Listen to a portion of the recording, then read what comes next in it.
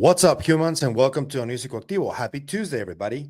Two videos today because there was a massive interview with Ross Coulthart on James Fox's work of the Moment of Contact documentary.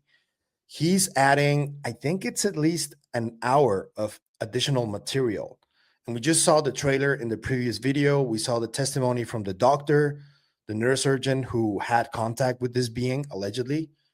And James Fox said that this man is willing to go on record under oath, and he's willing to take a polygraph test in order to testify and talk about his experience.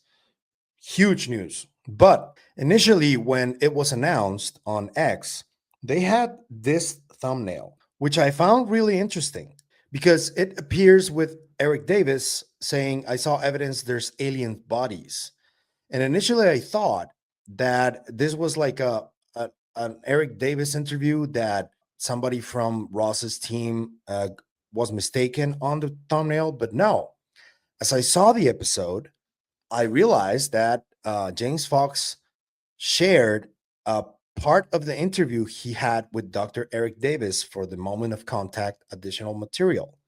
And they spoke about something that pretty much confirmed to me the reason Dr. Eric Davis has been so erratic with a lot of his statements, and that it seems like he's not being completely honest about it.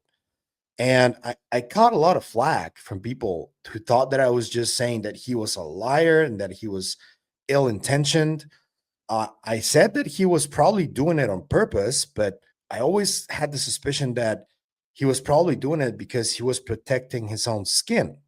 And this pretty much confirmed it. By the way, the original thumbnail is this one. This is the one, and this is the doctor who spoke to James Fox and who was in my previous video as well. So let's watch this part of the interview because I don't know if you guys have been aware, Dr. Eric Davis has been saying a lot of different things that kind of make it sound like he's not being honest or he's lying. And for example, he talked smack about Bob Lazar, about Banduric. He said he doesn't know what a UAP Gerb is, even though Gerb interviewed him. And just speaking of what you know and what you don't know, one of the things you kind of definitively said during your talk up there was that there are no ARVs or alien reproduction vehicles. And so I think that's really a kind of a bombshell because there's so many theories out there like, oh, this incident or that incident or thing, I know ARV, but you know, I can sort of take their word for it because we barely scratched the surface of how they even. Yeah. So I have some questions about this. So like, do you think anything's happened recently, maybe like in the last like 10 years that's real new, like advancement, like progress? I'm not aware of it because I'm out of it now. Sure. I've been out of it since the ATIP ended. So, so I'm not read into it at the level I was for the OSAP and ATIP purposes. I don't know. All I do know is I was given a firm, hey, in 1989, the CIA shut it all down because us, and we know the other companies that we had been found out from our customer didn't make any progress after several decades of investigating. There was no progress made. So I said, so what's the story about Northrop Grumman having an ARV or somebody out at Area 51 having an ARV? And he said, oh, that's all myth. He said, the people that have been putting out there don't know what the hell they're talking about. And they don't know why, unless they're just another Bob Lazar type. They're just going to, they're long on the tooth and they're going to tell a story. Yeah. Is there any chance that was disinformation or that was passage material? No, actually it wasn't disinformation. It was even Bob Lazar's information is disinformation. It's because they believe their own bullshit. I mean that they were telling you that there's no ARVs, we've made no. Oh no, that's not disinformation. No, that's coming straight on a classified level. Sure. With me having the need to know, and they don't have a need to give me disinformation. Okay. We're on a program and we're going to give them contract money to work with us, and they're not going to sit there and bullshit with us if we're going to give them money. I don't think so. It's way too 5D chess, right? Yeah, I guess. When you're saying ARV, do you mean like a one-to-one recreation of a UAP and an HI vehicle, or do you think there's aircraft systems that have kind of leveraged technologies off? Definitely no aircraft systems that have leveraged anything. And there's been no one-to-one reproduction. A lot of that fell into the psyche of the UFO community because of Bob Lazar and then Brad Sorensen and Mark McCandless. So I don't know where they're coming from. And then other people kind of came out of the woodwork saying the same thing, but no proof. When the hearing was about to happen, he said on his LinkedIn that the hearings were postponed, and that was not true. And nobody could understand why he was doing that. So now we have this, and now it all makes sense, at least to me.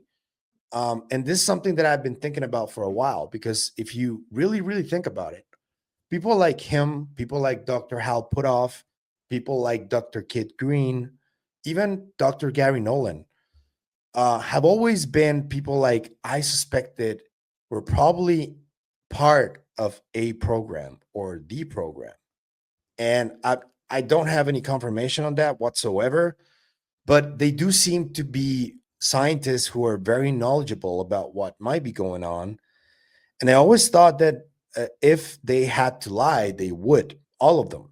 I don't think anybody can sit down with Dr. Hal Puthoff and get the absolute truth of what he knows on record. That's because they signed NDAs, all of them.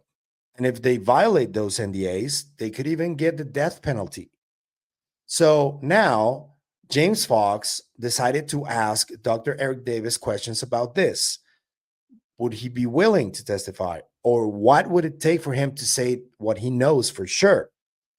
And Dr. Eric Davis finally came out and said what is needed. And he comes out challenging the current administration, President Donald Trump. And he says what is needed and what can be done for him to talk about this openly without any fear of reprisals. And I think this would apply also to Dr. Hal Puthoff, who was in the program or a program for 40 plus years, Dr. Kit Green, Dr. Gary Nolan, even Dr. Jacques Vallée, I think, I don't know, Dr. James Lakatsky. So this is what James Fox got from Dr. Eric Davis. And listen to what he said right here. Claims. If the President of the United States issued an executive order that absolves me of all of my TSSCI NDAs. NDAs are non-disclosure agreements. Those are the agreements we have to sign for every compartment in our SCI clearances. So if the President waives or absolves my obligation to those NDAs, and I get subpoenaed by Congress, somebody on Capitol Hill, some committee, either in the Senate or the House or the both, to reveal everything I know that I learned from my investigations, both unclassified and classified, into the legacy UAP, crash retrieval, and hardware reverse engineering and NHI programs, I would do so. If I could be waived from that or absolved in some fashion by presidential order, and if Congress subpoenas me, yes, I would go and tell them everything I know. And yeah, this is actually true. The president does have that power to do that. I guess it just takes somebody who comes near him and tells him about this.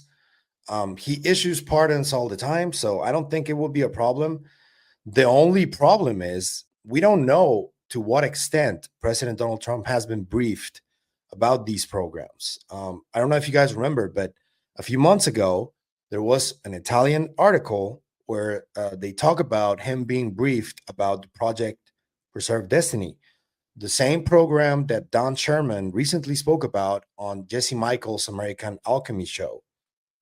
So if President Trump was briefed on this, he must already know a lot of what's going on, and something is preventing him from coming forward and talking about it. So there's that.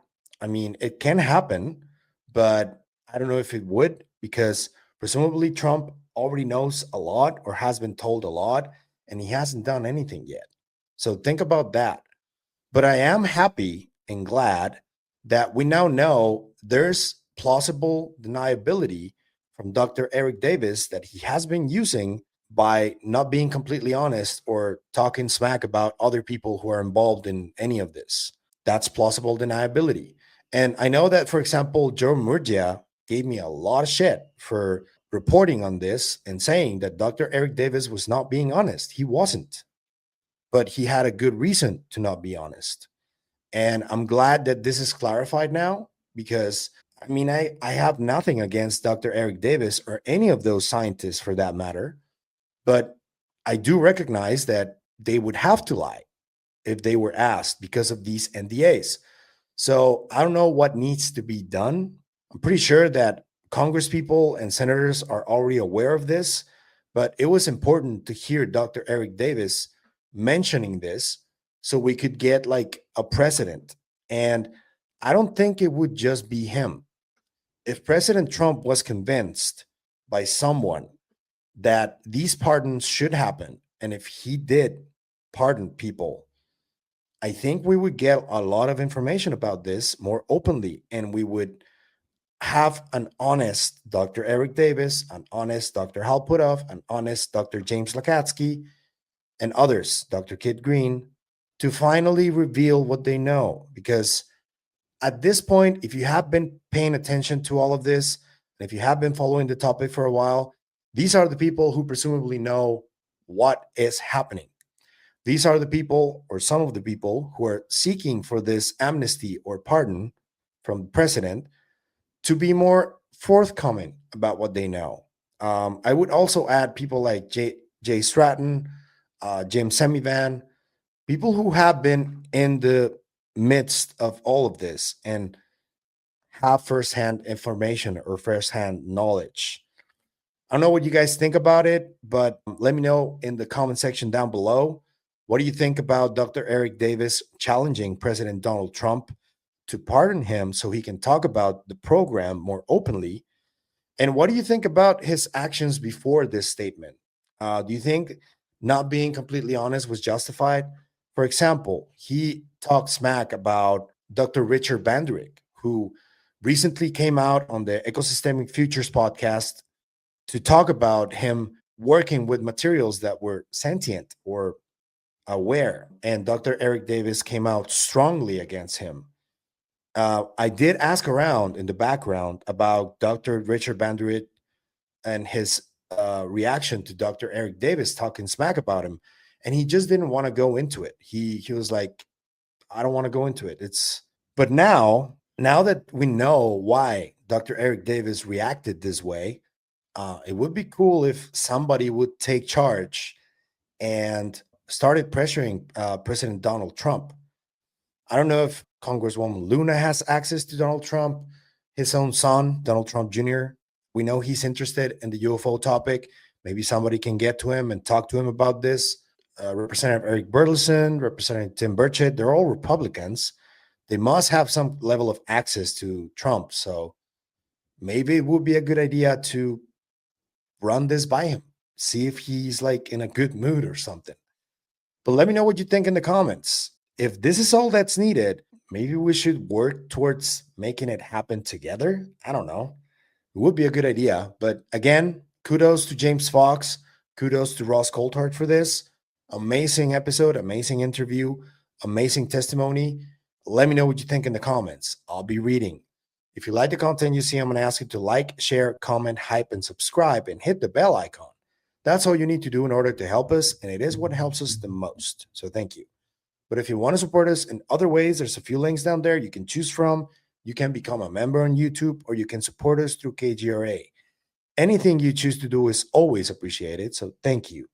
That's it for me today on this video, but I'll see you guys in the next one. Remember, stay curious and inquisitive like Dr. Eric W. Davis. Always. Bye.